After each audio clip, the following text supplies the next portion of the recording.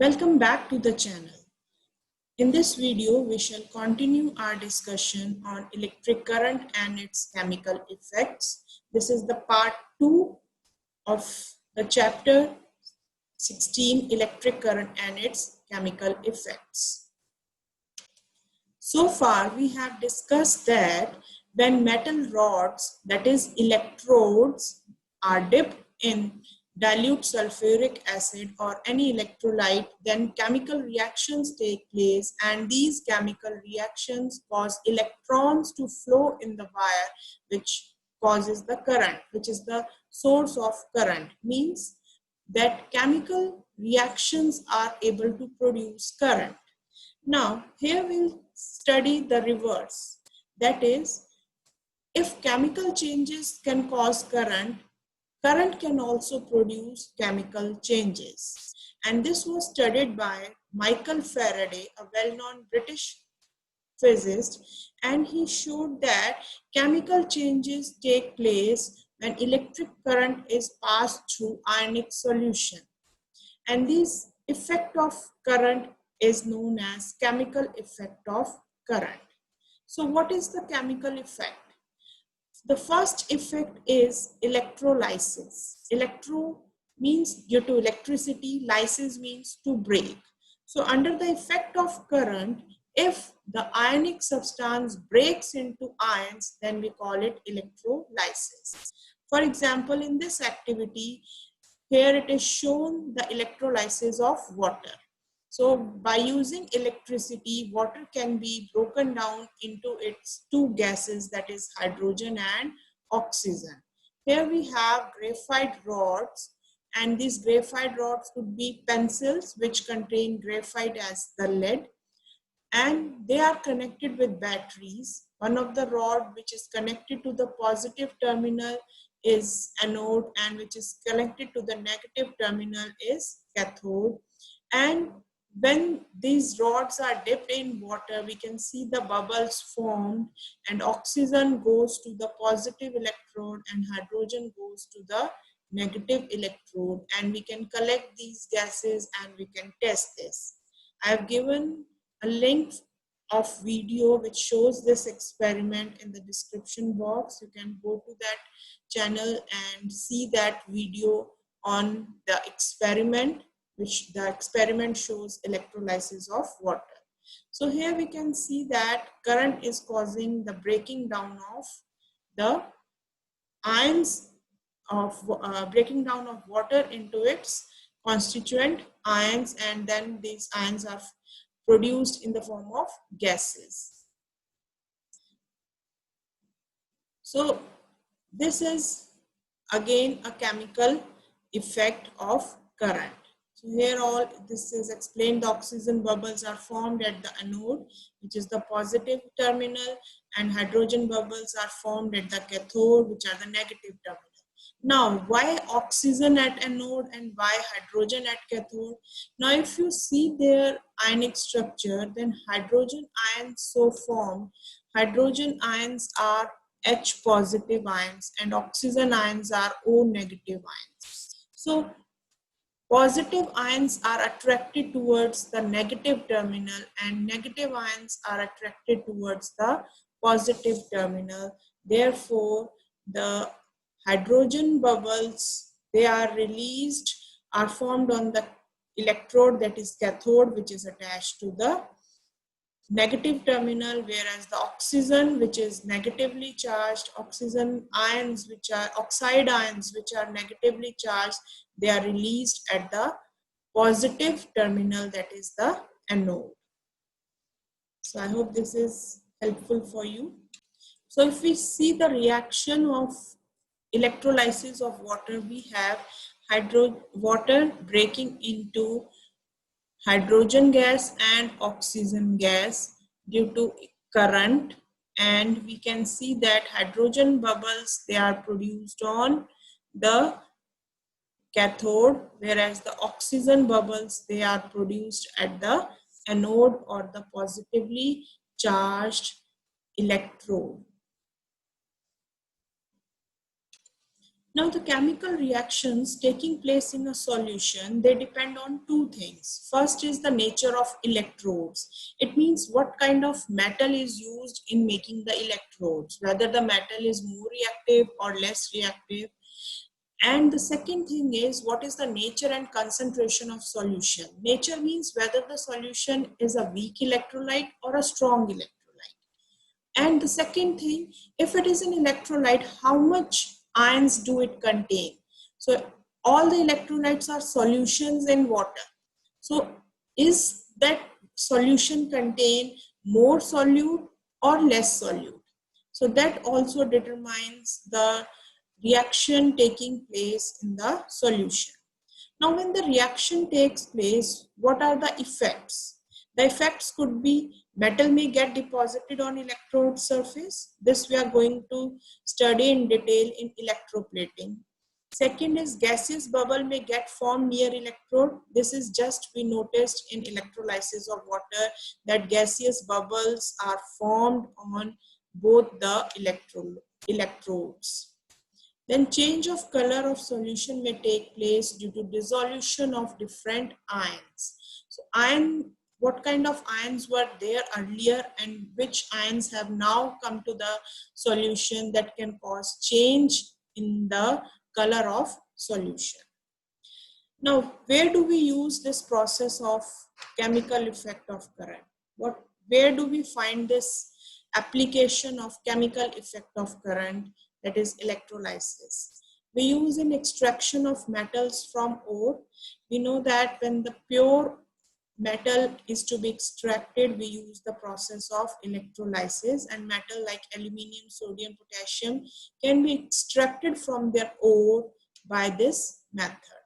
So ore means a rock from where the metal can be extracted profitably.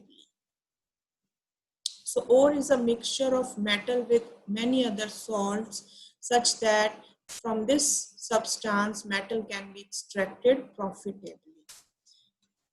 Now the next is electro-refining of metals. Now in this process, if we want to get a very pure metal out of an impure metal, then we can use the process of electro-refining. This I shall explain with the help of a PowerPoint slide.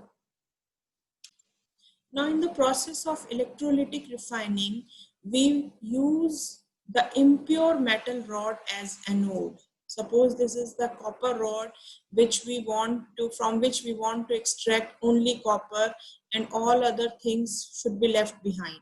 So we have made the impure copper rod as anode, and we take a thin rod of pure copper and we make it cathode by attaching it to negative terminal of the battery, and as it is attached with the positive terminal of the battery, so it is anode. Now here we use an electrolyte which is a salt solution of this metal, which is to be purified. So copper sulfate, which is a salt of copper, we have taken it as a electrolyte. So what happens when the current flows through copper sulfate, it breaks into copper ion and sulfate ions. And at the same time, from the impure copper, that is at anode, copper breaks into copper ions and electrons. These copper ions, they come into the solution, while these electrons, they move through the wire and go to the cathode. Now at cathode, what happens? The copper ions which were in the solution, they are attracted towards the negative side of the negative electrode because they are positive, and because this is attached to the negative terminal, so it is negative. So copper ions from the solution, they move towards the cathode, and there they take up 2 electrons and copper metal is formed which gets deposited on the cathode. So 3 things are taking place here simultaneously. The first is the copper sulfate breaks into copper ions and sulfate ions. Copper ions being positively charged, they tend to move towards cathode, whereas sulfate ions being negatively charged, they tend to move towards positive electrode.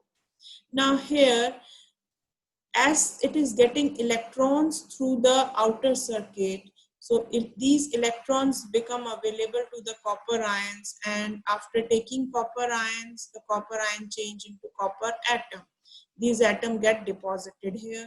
Now what happens to the sulfate which is left here? Now this sulfate takes the copper ions from the anode and returns back into the solution, while the copper here has changed into copper ions, which has come back to the solution, and these electrons, they have moved through wire to the cathode. Now in this way, when the process is going on, copper is moving from anode into the solution, electrons are going through wire to the cathode, and the here the copper sulfate is breaking into copper and sulfate, copper is going here, sulfate is getting ion from here. Now in this process, the copper ions are coming from anode into the solution, but rest of the impurities, they start falling down and settle down in the form of impurities.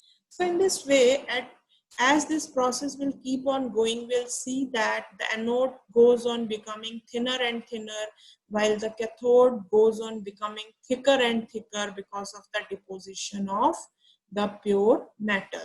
So by this method, we can take out pure metal from the anode and we can deposit it on the cathode. Now the next application of electrolysis is electroplating. In electroplating, we make a thin layer of desired metal over any other metal. For example, we can plate, if we want to have a layer of copper over the zinc plate, then this is known as electroplating. Similarly, we can coat gold over silver objects. So basically, electroplating is making a layer of desired metal over the other material. Now, why electroplating is done? Electroplating is done to improve the appearance of metal or to provide them a protective and strengthening layer. For example, these caps, bumpers of the cycles and other vehicles, the towel railings, kitchen gas burner, they all are having a layer of chromium because it is shiny and it is non-corrosive. So it prevents the metal with like iron from corrosion. So like taps, they have the layer of chromium or two because it gives them a shiny appearance and also protects the base metal from corrosion. It also minimizes the cost of the metal. Like if we want to make something out of gold, then it will be costly. But if we want to give the appearance of gold, we can make the object in silver and we can coat it with gold. In this way, the same object gives an expensive look, but in a cheaper cost. So now let us see how this electroplating is done. So for electroplating, what is done that the object which is to be plated is made the anode, and on which plating is to be done is made cathode. For example, if this object is of iron, say, and it is a key, if we want to make a coating of copper over this iron key, then we'll make this iron key as the cathode and copper as the anode. The electrolyte used is always a salt of copper or the metal which is made the anode. Now suppose this electrolyte used here is copper sulfate. Now what will happen? In the solution, when the current is flowing, copper sulfate will break into copper ions and the sulfate ions. Now these are positively charged and these are negatively charged. So sulfate ion tend to move towards the positive side and copper ions this tend to move towards the negative terminal. Now, as the copper ions come to the negative terminal or cathode, these copper ions, they get electrons and they get converted into copper atom. Now this copper atom deposits over this metal because it is now an atom and it sticks to it. Now at the same time, the sulfate is left alone. So what happens? From here, the copper metal breaks into copper ion and electrons are formed. Now these are the electrons which have traveled through the wire and reached the cathode. So these electrons, they are coming from here. While this copper ion, it goes to the solution and in this way, the copper sulfate again, the sulfate ion in the solution again gets copper ion from the anode. So this process keeps on going and a layer of metal at anode gets deposited over the object which is made cathode. So far what we discussed was chemical effect of electric current. In the next part, we shall discuss about the magnetic effect of electric current.